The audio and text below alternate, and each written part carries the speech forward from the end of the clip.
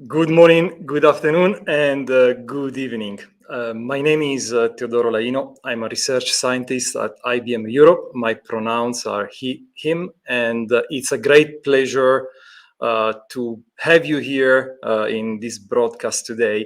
With me, there will be a fantastic session and collection of people for telling you more about the project that we have been going in the last 6 months. We will give you a sneak view on the behind the scene of training language model for chemistry using high quality data. Before I'm moving into the agenda, I would like actually to call on stage and also introduce all the colleagues that will be part of this webinar. So I will be super happy to introduce we will start with Fiona. Fiona Short de Hernandez. Fiona is working at Thieme for strategical partnership and also director and head of operation for science of synthesis. We have also, always from Thieme, we have Sasha Hausberg, and nice to see you, Sasha. Sasha is director of e-products at Thieme. And then two more colleagues. We can start with Alain Bauchet, research scientist at IBM Research. And then finally is completing the podium Philip Schwaller, always at IBM research scientist and incoming professor at EPFL. So it's really a great pleasure. Before I'm handing over to Fiona, I would like just to share the agenda to give you a little bit an overview of the different topics that we will be touching today. And we will be starting with, of course, a very short introduction to jump directly into science of synthesis and Synfacts. We will give you a 10 minutes update. Fiona and Sasha, we will drive you through the Thieme package, science of synthesis and Synfacts, giving us a little bit more of details on that high quality data sets. And then we will have a short 10 minutes update, a recap of the language model technology, and this will be driven by Philip. And then we will jump in 20 minutes deep dive on the entire retraining work that has been done for powering the molecular transformer with science of synthesis and Synfacts. Last but not least, we will have 10 minutes, depending on the time. So please post your question in the chat starting from now. I hope you will enjoy the show. And I'm handing over directly to Fiona for listening a little bit more about science of synthesis and Synfacts. Fiona, stage is yours. Okay, thank you very much, Teo. Thank you for the introduction, and I'd like to welcome everybody here today, and thank you for taking the time to join us to learn more about the collaboration. So I'd just like to tell you a little bit about Thieme. So Thieme is an international and award-winning medical and science publisher. It was founded in 1886. And its headquarters is based in Stuttgart in Germany. It's very well represented internationally as well, with many locations, including Beijing since 2018, Delhi, New York, and also Rio de Janeiro. And it has a large portfolio of journals, so over 200 journals and something like 4,500 books. It also has a lot of digital product offerings and workflows and services for scientists. So Thieme Chemistry is a part of the Thieme Group. It's a division which has mainly PhD chemists working in it. And we specialize in organic synthesis and providing chemists with the tools that they need to acquire knowledge about organic chemistry and to help them devise efficient synthetic strategies as well. For this collaboration with IBM, we use the Science of Synthesis database, which has been curated over 20 years now. And it's focusing on synthetic methodology, on organic and organometallic chemistry, and also Synfacts, the journal that is focusing on highlights in chemical synthesis. Now, we have other journals that you may be familiar with, some of our flagship journals, for example, Synthesis and Synlet. So Synlet, our editor-in-chief, Professor Ben List won the Nobel Prize recently, which was very nice. We have some open access journals as well, so SynOpen and also Organic Materials. And we have some databases, for example, pharmaceutical substances, which contains about 3,000 active pharmaceutical ingredients and can be structure searched as well. RUMP Online, which is a German chemical encyclopedia. And we have monographs as well, and many will have heard of the Protecting Groups monograph by Professor Kaczynski. And of course, we're known for Select Crowd Review, which is an innovative form of peer review in a crowd. And that was initiated by Professor Ben List together with FileStage and Thieme. So we have a nice portfolio of products. Why did we want to have this collaboration together with IBM? Well, obviously we'd heard that the IBM Reaction for Chemistry platform was already a very good platform, had been mainly using patent chemistry for the training of the models. And of course, the idea came about to find out whether the AI from IBM could be combined with the high quality data from Thieme, and whether we would have even better predictions for chemists using that data. And also, could we drive maybe the better adoption of that technology by working out whether chemists could use this in their daily life? And of course, for Thieme, it was very important to find out how valuable our data is. So is this curated and structured data, this reaction data that we so carefully put together, curate and edit, is that important, and would that be significant for this type of project? So we're very pleased to be able to engage members of the chemistry community and some of the top groups in the fields of medicinal and natural product synthesis. So the groups from Margaret Brimble, Alois Forstner, Karl Gardemann, Ang Lee, Christina Nevado, Richmond Sarpong, and Dirk Trauner helped with the project and in giving feedback on the retrained Thieme models. So far there have been 2 phases of testing, and we're in the second phase at the moment. And from the first phase, there was some really very valuable feedback, and a lot of that has been actually incorporated already into the IBM Reaction for Chemistry platform. So we're very interested to see what comes out at the end of this, and hopefully there will be a nice academic paper at the beginning of next year, which Theo will organize together with the academic groups. And it was very nice that a lot of the students as well from each of these groups were involved and had their input, so from the younger generation of chemists as well. So I'd just like to show you what a typical Science of Synthesis review contains. So there's usually an introduction and background for each review, a discussion of the methods then. There's a synthetic scheme, and then there's the scope and limitations. So there's usually tabular information as well. We provide an experimental procedure, which is very helpful if, for example, the user doesn't have access to certain literature. They can then use this to get started straight away in the lab if they wish. And of course, if they do have access to the relevant primary literature, then they can link out to that directly as well. So this is the database as it's presented.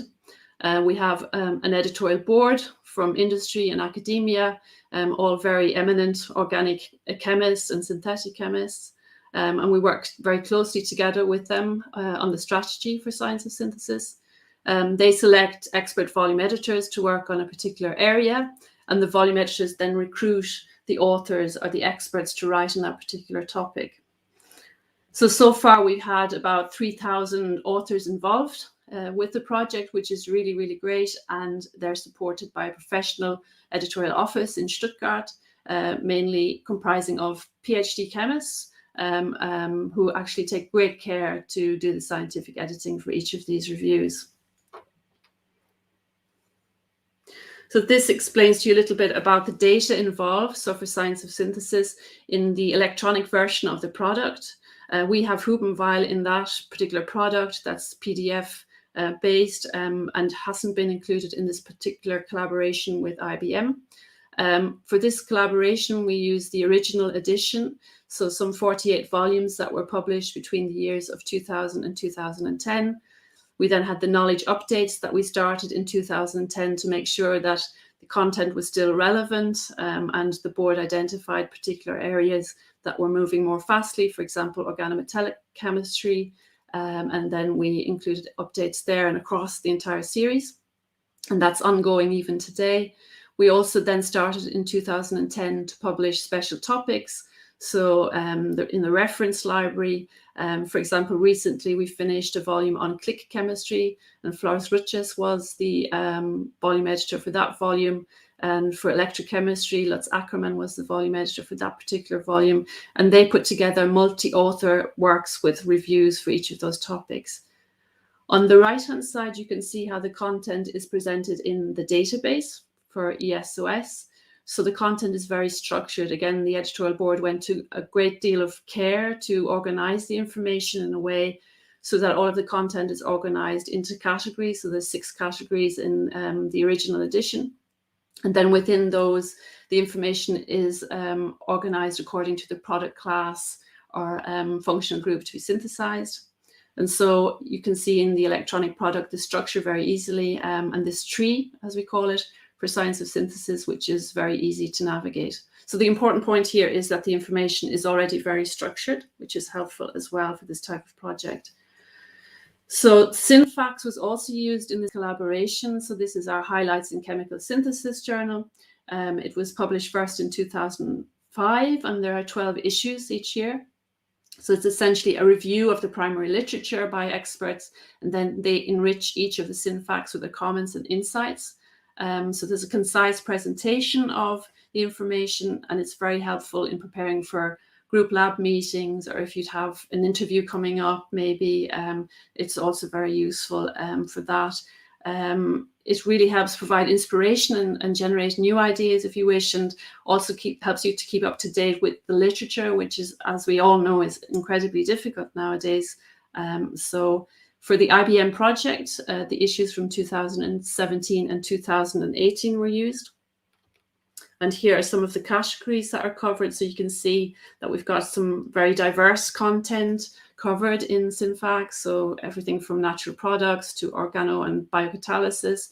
I think for this particular project, the peptide chemistry and flow chemistry categories weren't included, but all of the others were. And so this is really very important for the training of models, to have complementary chemical space to the patterns, for example, and to have diversity in the content.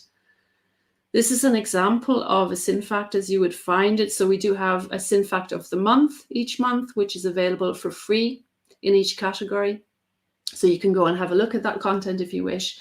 And as you can see, there's a graphical scheme of the entire synthesis for the natural product or alkaloid. There's some explanation about the significance of the alkaloid and a comment on the strategy used for the synthesis as well. And this is very nice because you also get a reference to the primary literature, to the actual paper, but you get some feel for how the research group went about it strategically. So how did they do this synthesis? And so it has a more holistic approach. For example, science of synthesis is about the chemical transformation, so from going from A to B and how that happens. So the individual reaction is extremely important, whereas here you would have more of the a holistic approach, which is also very useful for training the models. And now I'd like to hand over to my colleague Sasha, who will talk to you a little bit more about the data. Thank you, Fiona.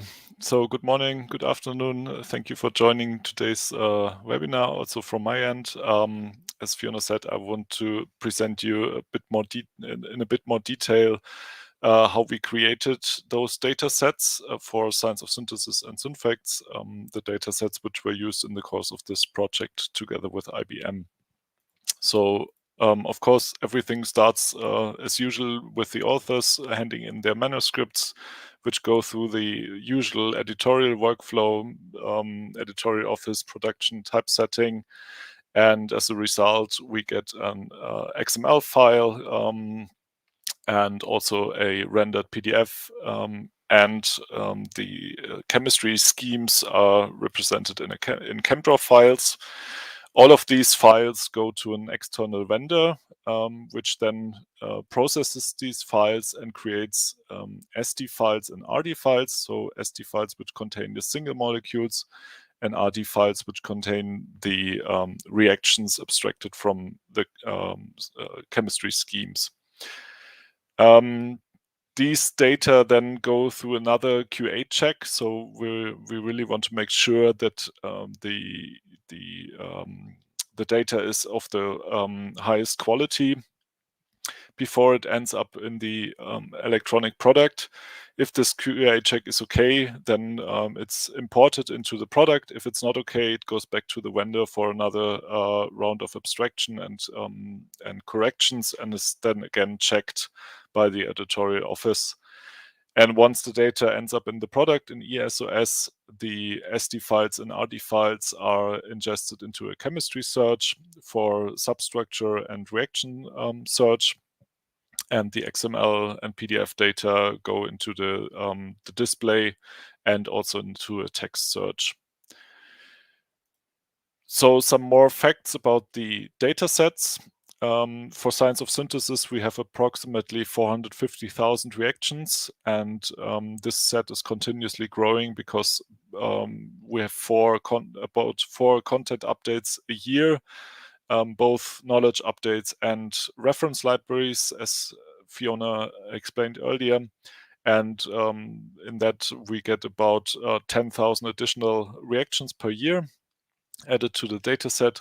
For Synfacts, right now we have about 16,000 reactions. This is because we only have abstracted volumes 2017 and 2018. We're currently exploring options to abstract the remaining volumes. So this data set will probably grow in the near future. The diversity of SOS, as we just learned, is quite high because it covers a huge range of organic synthesis. Whereas for Synfacts, this is really focused on total synthesis pathways, as Fiona explained. So it adds a different angle to the complete data set that we were able to provide to IBM. Both sets are curated manually or semi-automatic, so the focus is really on high-quality data here. And all the molecules, so reactants, products, reagents, solvents, and catalysts are abstracted. In many reactions, we also provide yield and conditions. And for Synfacts, there's also the reference to both the Synfacts literature and the original literature. The data format is an unmapped RDF file for both data sets. Both reaction data sets contain mostly single-step reactions, which is quite important for such an activity as we present here. So no multi-step reactions, and both data sets contain 2D coordinates.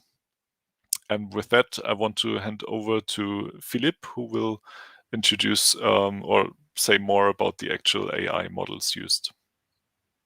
Hi everyone, it's a great pleasure to give you a brief overview of the AI models that are behind this work and that help us to model the language of chemical reactions. So most of the work has been built on patent data, and I'm really thankful to Daniel Lau, who published in his PhD thesis a huge database of open source chemical reactions mined from patents. One way to represent chemical reactions are those reaction smiles, as you see here, and we can get the 2D depiction. You see that you have the precursors here on the left and the product on the right. When I speak about atom mapping during my talk, what I really mean is that every atom in a product is mapped back to the corresponding atom in the reactants. For the next few minutes, this will be the representation of choice because it allows me to represent atoms as letters and molecules as words. And after splitting those reaction smiles into sequences atoms, as you see here, I can borrow methods developed for human languages and apply them to tasks in chemistry. Our go-to model is the transformer language model that was published by Vaswani et al.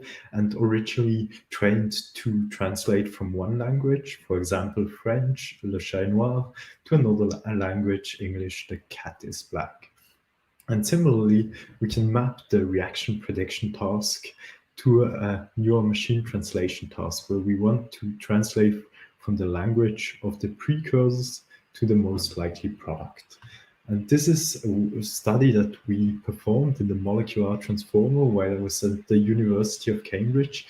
And this molecular transformer model, just by seeing examples of chemical reactions without integrating any rules or chemical knowledge, could accurately predict unseen reactions on benchmark datasets. When I transitioned to the University of Bern, we asked what are the next steps? And we saw that stereochemistry is one of the weaknesses, and also experimental validation. And that's when I teamed up with Giorgio that you see here, and he performed the 14-step synthesis of a lipid-linked oligosaccharide, and also on 2 other test sets with carbohydrates reactions.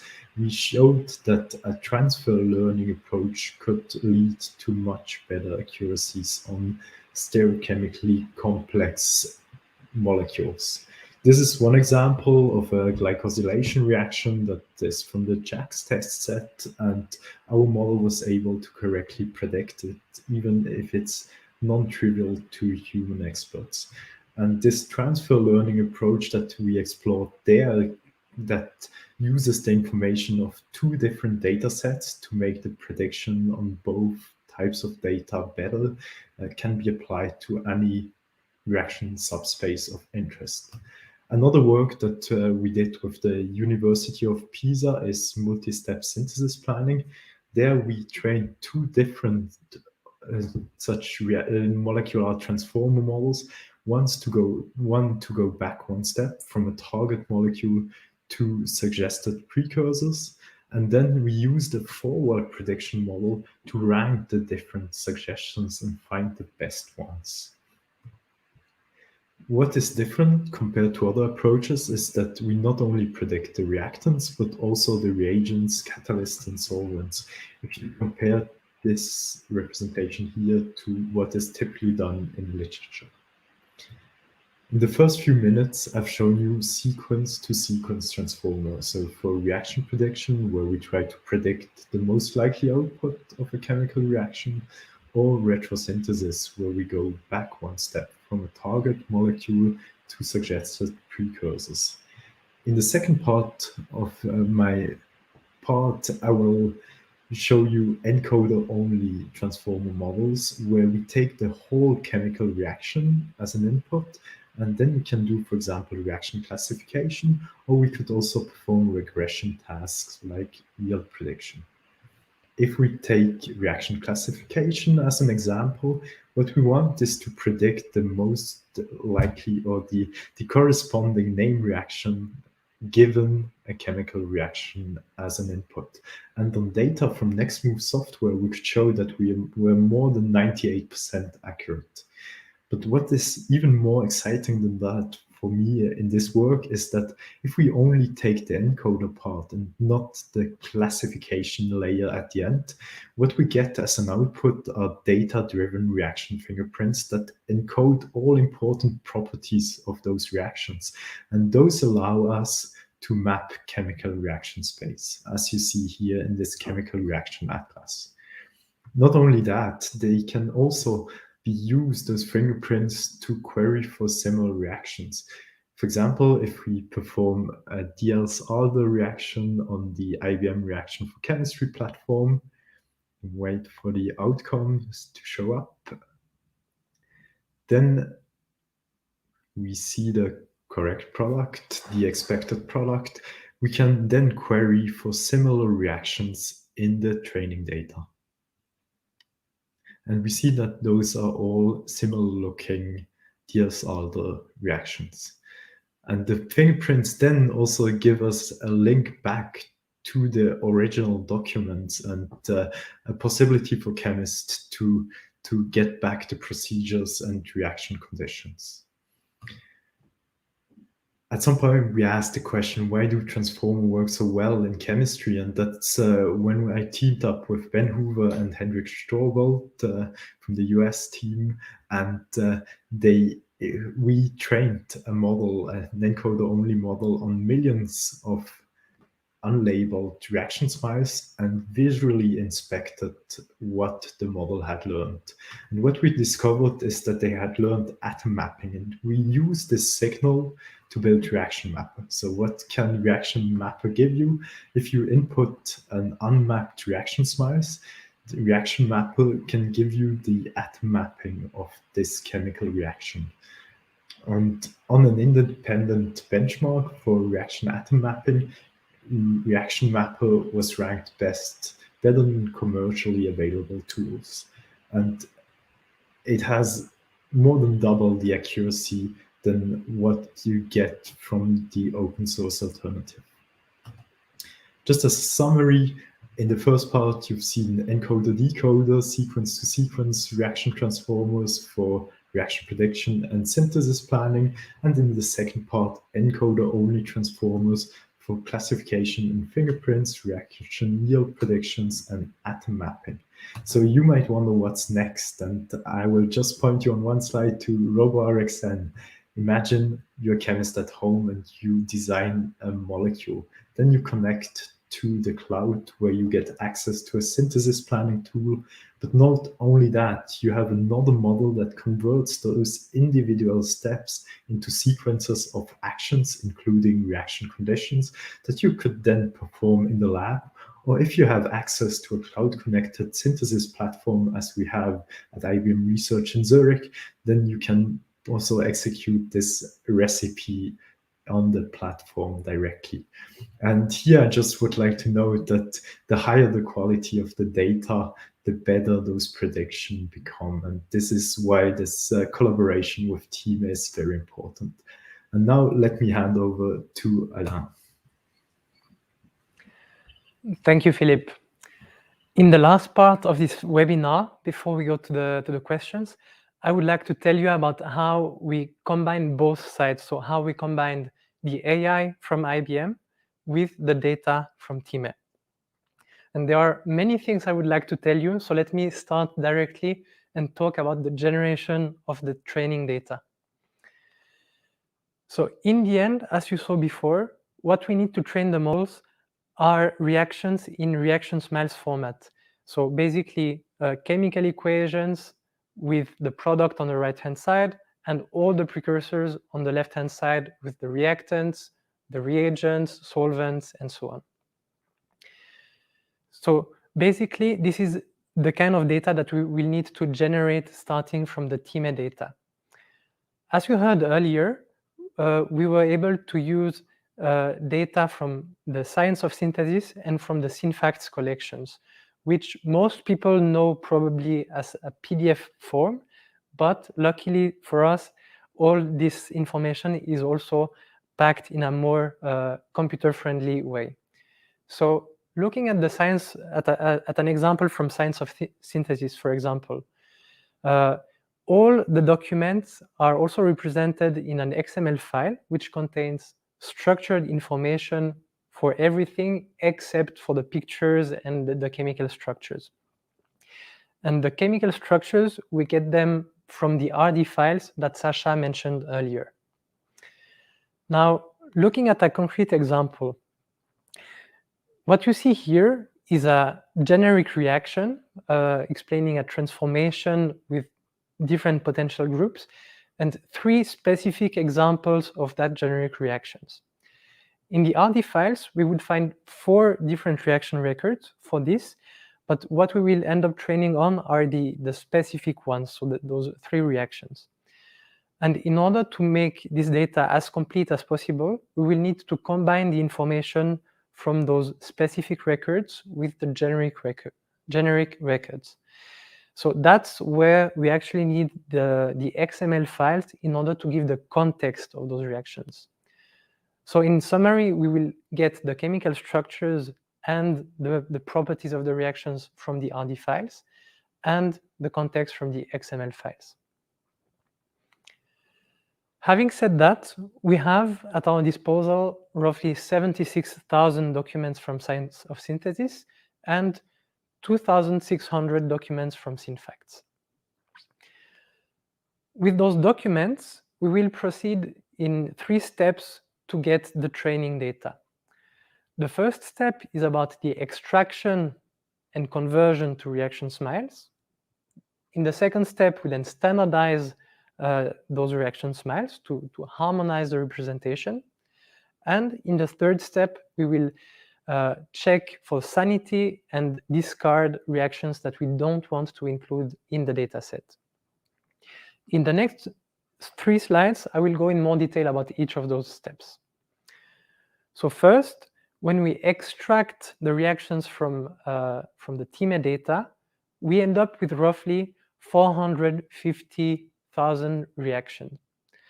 Not all of them can be converted to smiles format, because some of them are generic reactions containing R or X in the structures, and some of them fail the chemical structure checks.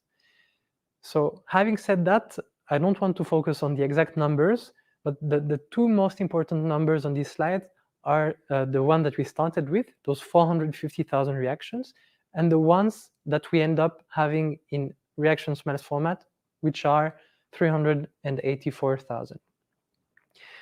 We then take those reactions for standardization. And the whole idea here is to harmonize the data to facilitate training. And I don't want to go into detail, but what this contains is canonicalization of the smiles, removal of isotope information or removal of duplicate molecules, and so on. And then we take those standardized reactions to the next step about the sanity checks, where we will make sure that we keep only the reactions that we want for training the models. This means removing duplicate reactions, removing reactions that have more than 1 product or fewer than 2 precursors, removing reactions where there is an atom in the product that is not present in the precursors, and so on. Doing these sanity checks, we end up with 330,000 reactions roughly. And at this point, let me comment shortly on the numbers. So in the slides before, we saw that we started with 450,000 reactions, and here we end up with 330,000, meaning still 70% of what we started with. And this may sound like a low number, but actually, when comparing, for instance, to the patent data, this is quite high, because with the patent data, this number is typically around 30% or 40%. Having generated the training data, the next step is to go to the model and to the models to train them. I am showing here again something that you saw before from Philippe, which is to remind you that the models that we use are based on sequence-to-sequence structures based on the transformer architectures. And here we looked at 2 tasks, the forward reaction prediction and the retrosynthesis prediction. So going forward in the reaction and backward in the reaction. As Fiona mentioned earlier, we had 2 training rounds, each of which followed by feedback by the experts. In order to train the model, we combine information not only from Synfacts and Science of Synthesis, but also from the patents, because having this additional data from the patents improves the accuracy of the models, because it gives them more examples to learn the syntax of chemical reactions in order to make good predictions. With all this, we can then train the models, and it takes roughly 2 days to do so. We then can evaluate how those models perform on a validation set from the Thieme data containing reactions that haven't been seen during training, which enables us to get a feeling of how well the models can predict reactions. So on the forward reaction prediction task, using the models trained on patents only, we end up with an accuracy of 23% roughly.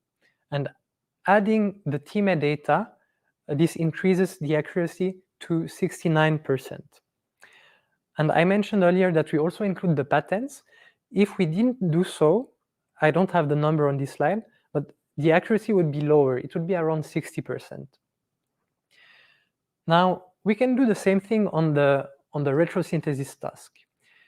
There, the accuracies are a bit lower because for retrosynthesis, there is not only one single answer. Usually, there are multiple ways of making one target molecule.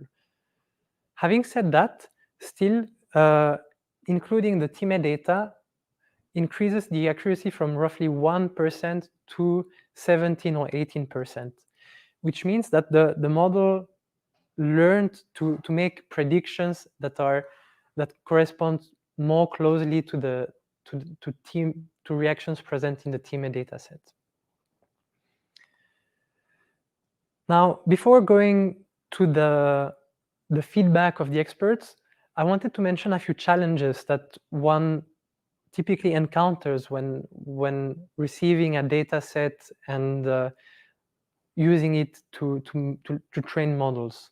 And here, during the whole collaboration, we were able to solve some of those challenges, and some of them are still open and would need more time to fix. But let me give you a few examples. As a first example, in the beginning, a lot of reactions ended up being discarded because in the records, they have two products. And as I mentioned before, one of the filters is about discarding reactions with more than one product. So in this case, what we ended up doing was to look for the information of which is the main product. And we did this by going into the information contained in the tables in columns named ratio or yield, enantiomeric excess, and so on. And this allowed us to add roughly 10,000 reactions to the training set. Another example of an issue that we encountered was that some of the reagents were present in the data as text and not as chemical structures. And due to that, also, some of the reactions were discarded during the filters. In order to fix this issue, we generated a mapping of additional names and structures, which then led to 6,000 additional reactions. And for this example of reactants given as names, we didn't catch all of them, and especially reagents contained in the tables, they have not been included at the moment. Another issue is linked to compound representation, and this is an issue that anyone working with organometallic molecules encounters at some point. Basically, when we convert the structures to some computer format, we will encounter issues with bonding between the metal atoms and other atoms in the molecule. And due to the checks that are being done or the conversion to SMILES, this leads to additional hydrogen atoms that are not really here, or also to atoms that do not fulfill the valence checks, for instance. And this, in turn, leads to reactions being discarded during the dataset generation. Now, let's go to the feedback from the experts.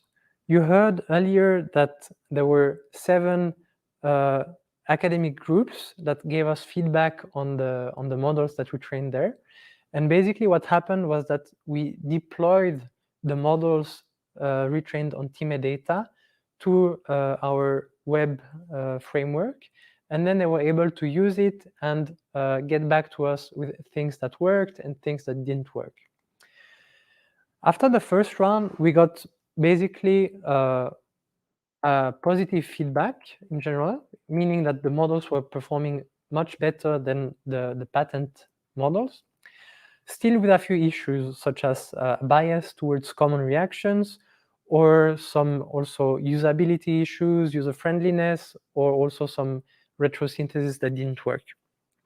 And Some additional comments are going to be shown in the next few slides, and then I'm also going to show how we addressed those. First was a comment on the ability to see, to find similar reactions from the web interface.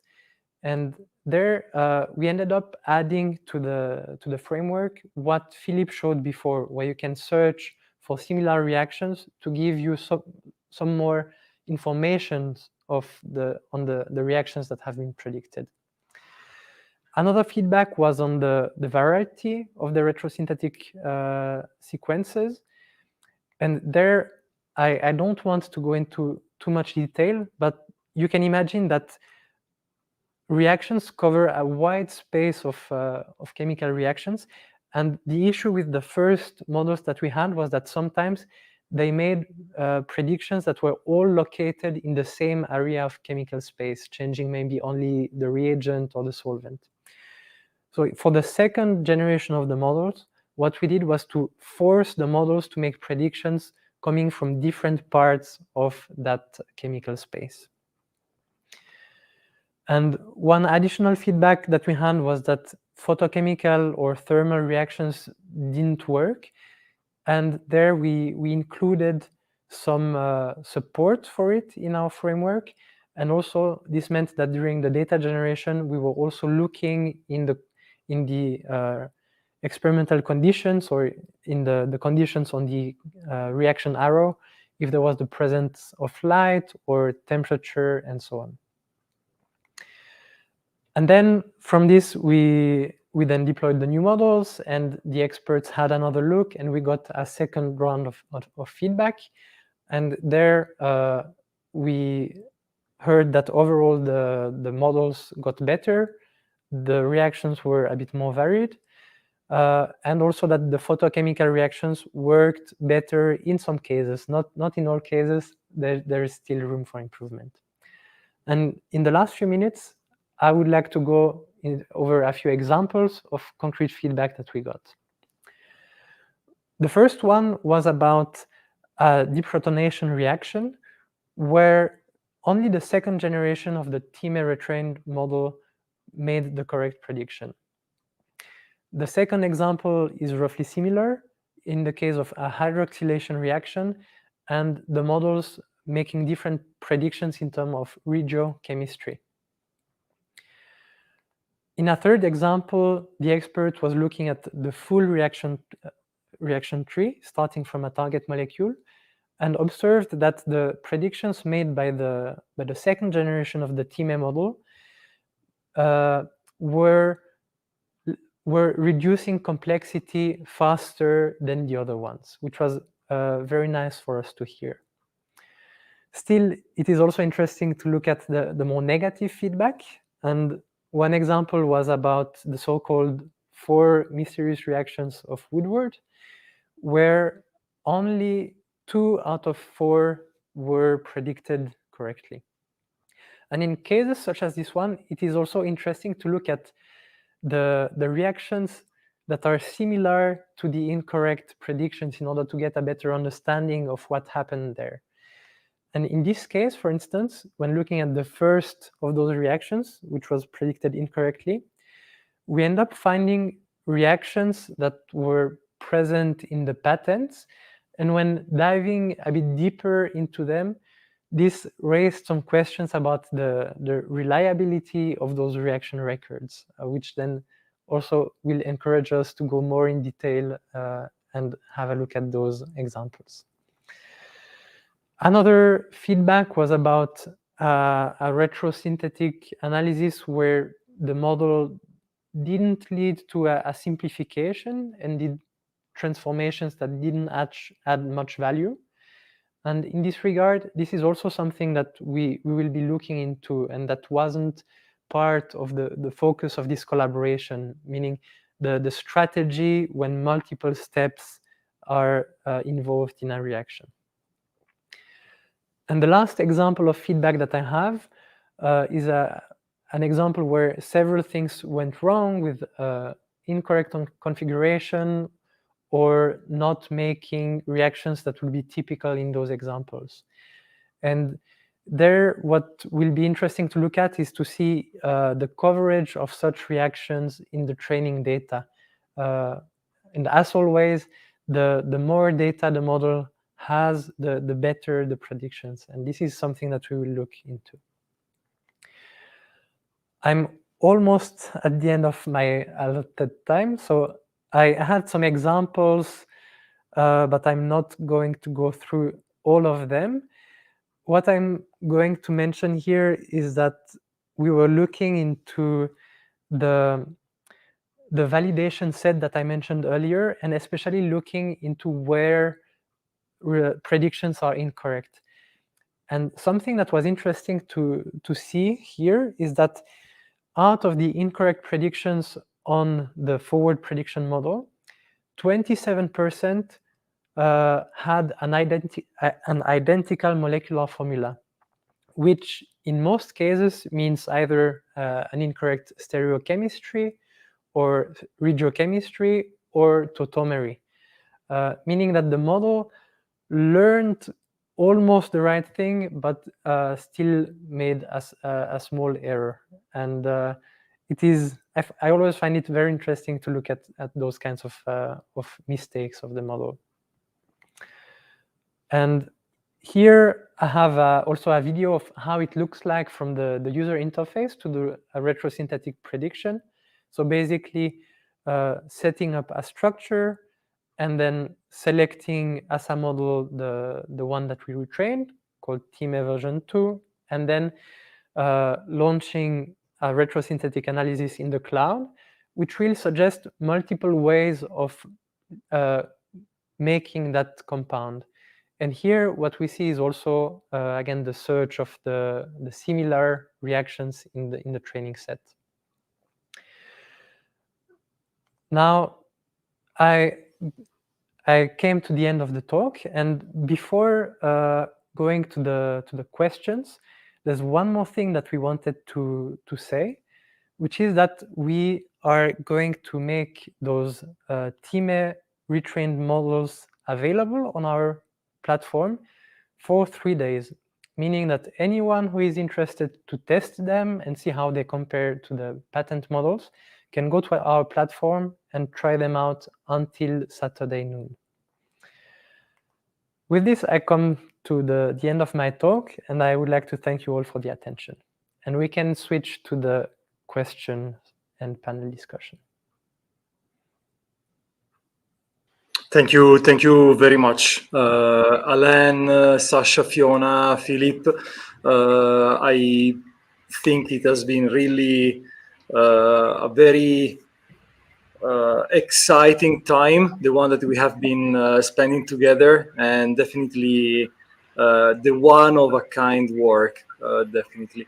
So there are some questions that are coming in the chat. So in the meantime, we can go through the first one. And again, I'm asking everybody that has any curiosity about the data processing, about the training of the model, please post your question, and I will be reading that loudly for the people in the panel to answer. So we can start with the very first one, which is very likely for Fiona, Sasha. So let me just go through that. So Philip is asking, for science of synthesis, you showed experimental procedure. What is the legal situation for this intellectual property? Can we use this straightforward from the original publication? Yeah, so Science of Synthesis is a tertiary reference work, so it's a tertiary information source, and that means that the author has to go back to the primary sources and secondary sources and actually digest and analyze that information. So there's no issue with that. The important thing is that they cite the original literature properly, and we've checked the legal situation, so there's no issue with that. The other thing I should point out is that each of the experimental procedures are edited by PhD chemists. So many have done postdocs as well, and they check the procedures against the schemes. And if there are any issues with the quantities, they get back to the original author as well and query them with them. So it's a really very deep edit, scientific edit that's done to each of the procedures. And of course, we have formats that we use in the reference work, standard formats for abbreviations that we use, and they're included as well. So sometimes there's actually intellectual input from the Thieme side as well with regard to those procedures. Thank you, Fiona. That is, of course, always a very, very relevant point whenever you work in the context of machine learning and data. So while we wait for question coming in the chat, again, I would like to stress and highlight what Alain was announcing just a couple of minutes ago. All the models that we have been showing and that we have been evaluating with experts, they are available freely on the RXN platform. So feel free to connect, test the model, give us feedback. We are super open to a very transparent feedback on what the quality that you perceive exactly testing on that model. I think one of the topic that I would like also to discuss a little bit between us is connected exactly to the procedure. Maybe it would be very interesting also to and I'm asking this question maybe for Alain.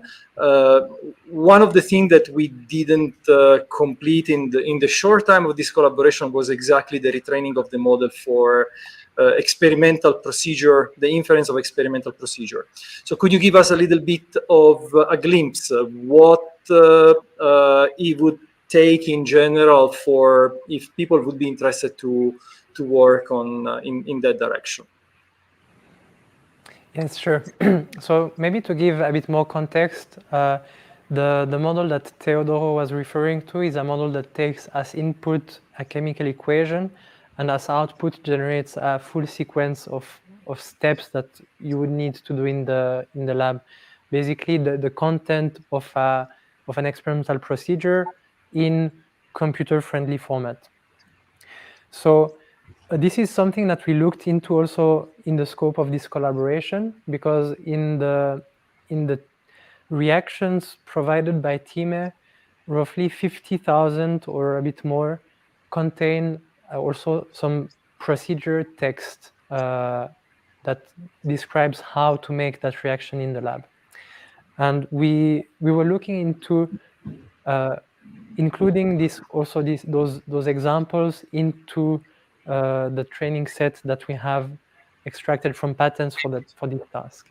And what this entails is it's quite it's many different steps, and the first one being from the text extracting those actions. Let's say addition of 10 milliliters of water followed by addition of something else, mixing, extracting, and so on. This is the first step, for which we have a model that we developed internally at IBM 2 years ago. Then the next step is about matching the names that were extracted, let's say the addition of water, this water, to match it with a compound that is present in the experimental procedure. And this is the part that is a bit more complicated, because you need to have the information somewhere in the data of what compound name corresponds to what molecule in the reaction. And sometimes it's even made a bit more complicated when the compounds in the text are referred to by a number or by a letter and so on.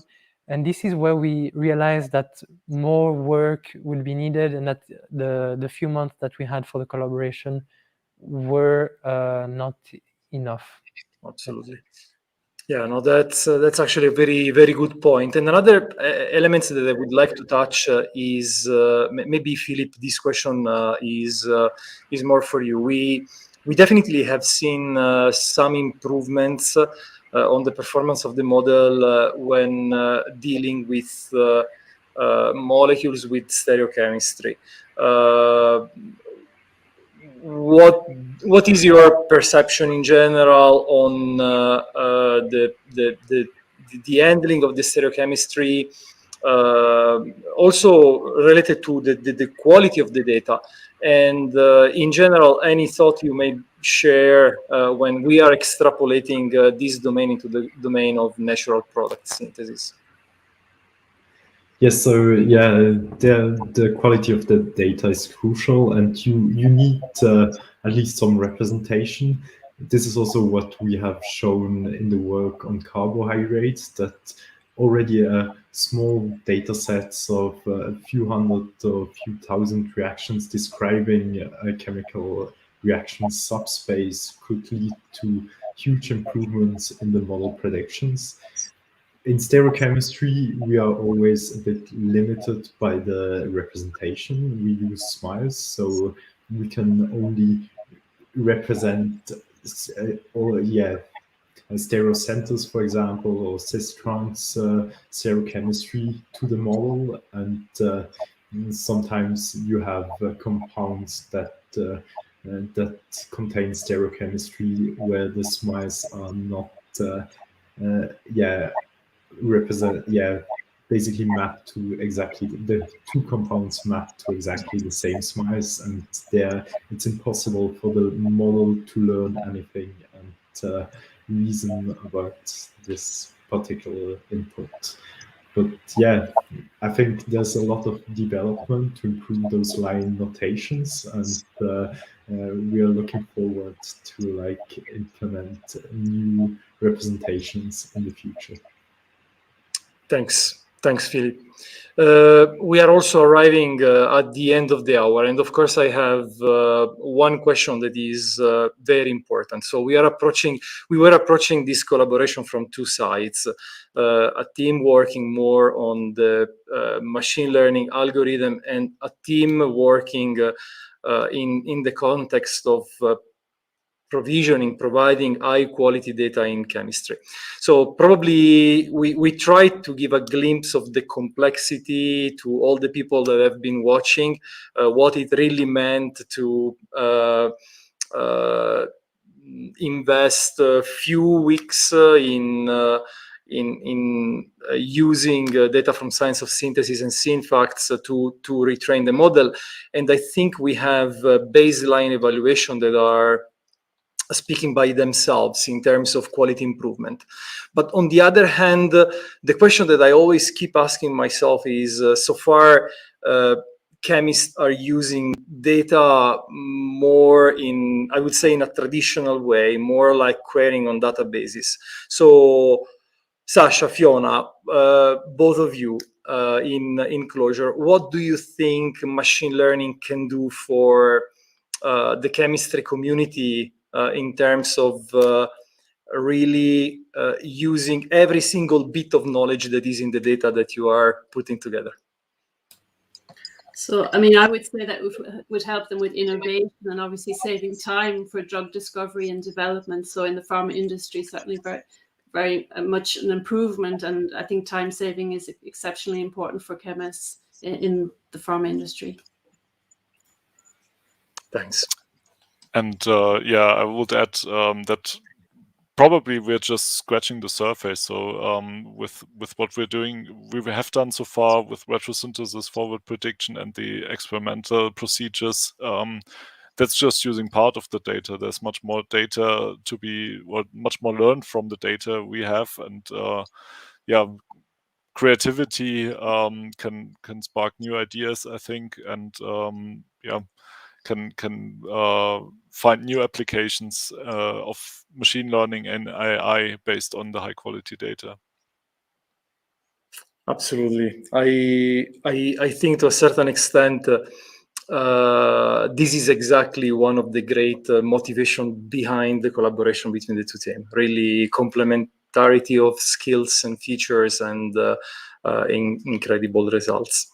So, if possible, I would recollect all the people on screen. We are arriving at the end of the hour. So thank you so much, Fiona. Thank you, Sasha, for being with us today afternoon and also today morning in the two sessions. Philip, Alain, thanks a lot. And a big thanks also to the people that have been watching the broadcast. See you maybe sometimes in the next months.